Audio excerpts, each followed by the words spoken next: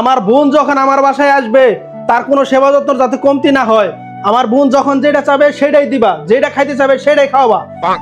আমার বোন হচ্ছে আমার মায়ের সমান। বোন, এখন তুমি কি খাবা? একটু গরম গরম স্যুপ নিয়ে আসতে বলো তো। যাও স্যুপ নিয়ে আসো, যাও। বাহ মাসুদ, বাহ, তুমি তো তোমার বউকে একদম হাতের মুঠাই করে রাখছো। ঠিক আছে, এরকম করে আঙ্গুলের ইশারায় সবসময় বউকে নাচাবা। আর আমি যখন আসবো তোমার বউকে দিয়ে আমার একটু সেবা যত্ন করাবা। আরে আপনি আমার বড় বোন, আপনার সেবা করবো না তো কার সেবা করবে? বোন, আমার 4,000 টাকা খুব দরকার ছিল। আরে 4,000 টাকা কেন?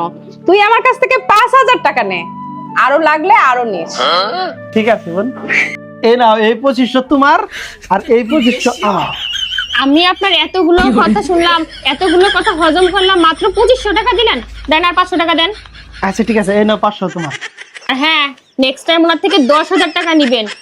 8,000 টাকা আমাকে দিবেন, 2,000 টাকা আপনি নিবেন। প্রয়োজন হলে চর থাপ্পড় মারবেন, তাতে কোনো অসুবিধা নেই।